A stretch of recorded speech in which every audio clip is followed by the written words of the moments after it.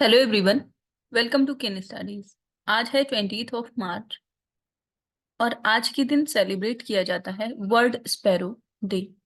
प्रतिवर्ष 20 मार्च को world sparrow day मनाया जाता है और पहली बार ये सेलिब्रेट किया गया था 2010 में। And this is celebrated to raise awareness about the household sparrow and its alarming population decline. इसके साथ ही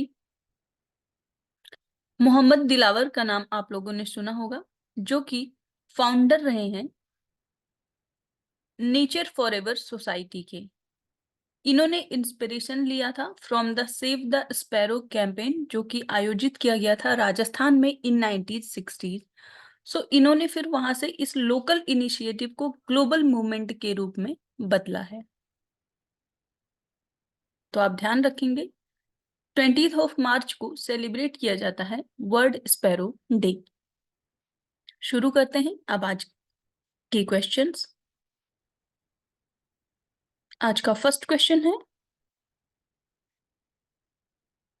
exercise Lamitiye recently seen in the news is conducted between which two countries. आपसे पूछा जा रहा है हाल ही में समाचारों में देखा गया जो एक्सरसाइज लामित्य है वो किन दो देशों के बीच में आयोजित किया जाता है।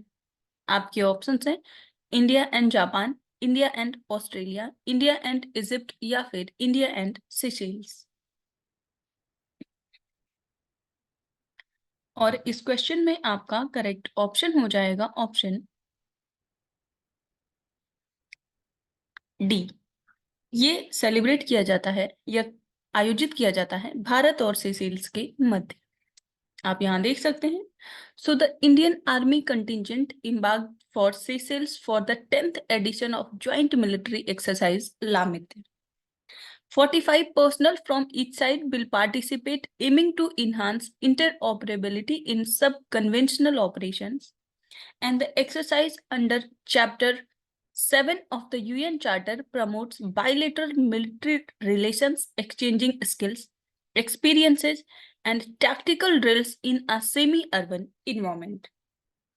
तो आप ध्यान रखेंगे एक्सरसाइज लामित्य जो है इसका आयोजन किया जाता है भारत और सेशेल्स के मध्य, और इस वर्ष आयोजित होने वाला ये 10th एडिशन है इस ज्वाइंट मिलिट्री एक्सरसाइज का। ये बाईएनियल इवेंट है, तो प्रति 2 वर्ष में इसका आयोजन किया जाता है। लामित्य वर्ड की बात करें तो इसका अर्थ होता है फ्रेंडशिप। इसके साथ ही अगर सेशेल्स की बात करें तो ये एक आर्कीपेलागो है in the western Indian ocean comprising about 115 islands. बढ़ते हैं नेक्स्ट क्वेश्चन की ओर। According to a report by traffic and WWF India या world wildlife fund India, which state has topped in the illegal trade of shark body parts? आपसे पूछा जा रहा है ट्रैफिक और WWF इंडिया के द्वारा जो हाल ही में रिपोर्ट जारी की गई उसके अनुसार सार्क के शरीर के अंगों का जो अवैध व्यापार है उसमें कौन सा राज्य शीर्ष पर है। आपके ऑप्शंस हैं ओडिशा, तमिलनाडु, आंध्र प्रदेश या फिर महाराष्ट्र। और इस क्वेश्चन में आपका करेक्ट ऑप्शन हो जाएगा ऑप्शन बी। इसमें टॉप पर है तमिलनाडु। आप यहां देख सकते हैं। According to a 2024 analysis by Traffic and WWF India, Tamil Nadu had topped the illegal trade of shark body parts in India, accounting for nearly 65% of seizures between 2010 and 2022.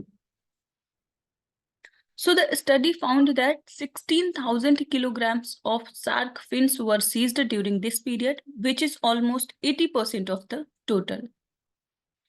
The confiscated products are headed to Singapore, Hong Kong, Special Administrative Region, Sri Lanka and mainland China. तो अवैध वन्यजीव व्यापार की बात करें, इसमें SAARC भी शामिल किया जाता है। तो अभी हाल ही में जो रिपोर्ट आई है उसमें प्रथम स्थान पर तमिलनाडु है और इसके बाद भी कुछ राज्य आते हैं जहां पर सार्क का व्यापार किया जाता है, जैसे कि कर्नाटक, गुजरात, केरल और महाराष्ट्र। और फिर ये भेजे जाते हैं इन देशों में, जैसे कि चाइना हो गया, श्रीलंका हो गया, हांगकांग और सिंगापुर। सार्क की अगर हम पंख की बात करें तो इसका प्रयोग किया जाता है, जैसे जो सार्क के फिन्स होते हैं उसका प्रयोग किया जाता है सार्क फिन सूप बनाने के लिए, इसीलिए इसकी बहुत अधिक मांग है। इसके साथ ही इसके मांस को भोजन के रूप में प्रयोग किया जाता है। इसके त्वचा को चमड़ा बनाने के लिए, इसके लीवर ऑयल को बहुत सारे सौंदर्य प्रसाधन की चीजों में प्रयोग किया जाता है, तो इसीलिए इसकी तस्करी बहुत ज्यादा देखी जाती है। बढ़ते हैं नेक्स्ट क्वेश्चन की ओर। Which of the following statement is correct about Democracy Report 2024? यहाँ पर डेमोक्रेसी रिपोर्ट 2024 से संबंधित कुछ कथन दिए गए हैं और आपको बताना है कि इनमें से कौन सा स्टेटमेंट सही है। फर्स्ट स्टेटमेंट है, according to the democracy report 2024, India emerged as one of the worst autocratizers. Second, as per the report in 2023, 42 countries are undergoing autocratization. और आपसे यहाँ पर करेक्ट स्टेटमेंट पूछा जा रहा है अकॉर्डिंग टू डेमोक्रेसी रिपोर्ट 2024।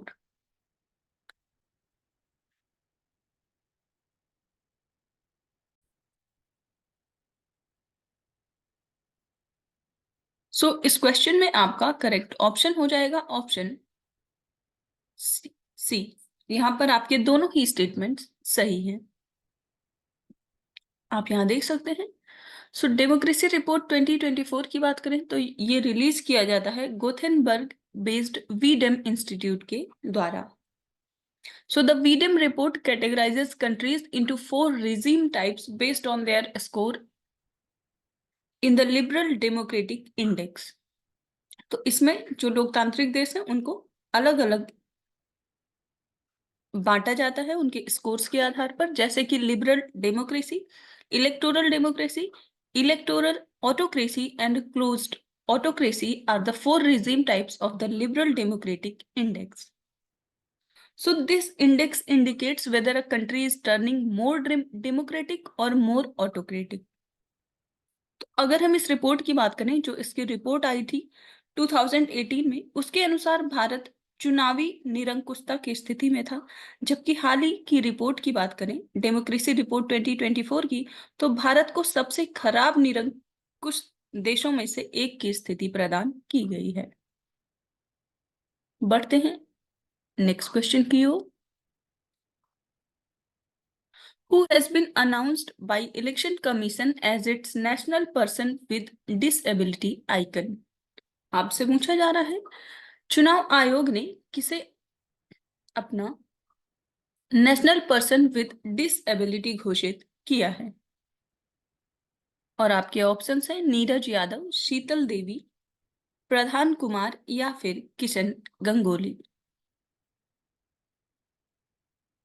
और इस क्वेश्चन में आपका करेक्ट ऑप्शन हो जाएगा ऑप्शन बी। शीतल देवी को इलेक्शन कमीशन ने अपना national person with disability icon नियुक्त किया है। आप यहां देख सकते हैं शीतल देवी has been announced by Election Commission as its national person with disability.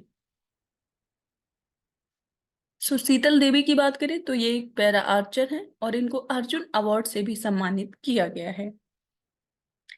Her name was declared at an exhibition cricket match between India Deaf Cricket Association team and Delhi and District Cricket Association team.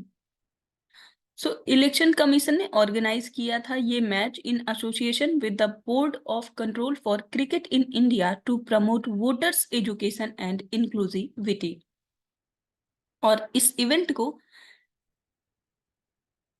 Chief election commissioner और साथ ही जो election commissioners हैं उन्होंने भी attend किया था। बढ़ते हैं नेक्स्ट क्वेश्चन की ओर। Consider the following statement with respect to Manjusha art.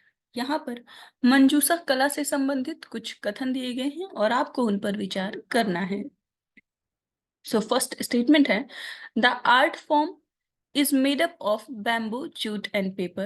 Second, Abstract geometric pattern are often depicted in Manjusha art. Third, the art form is completely based on the folklore of Bihula Bisari.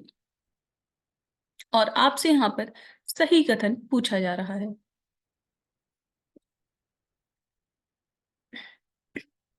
आपको मंजूषा कला से संबंधित correct statement बतानी है और इस question में आपका करेक्ट ऑप्शन हो जाएगा ऑप्शन सी।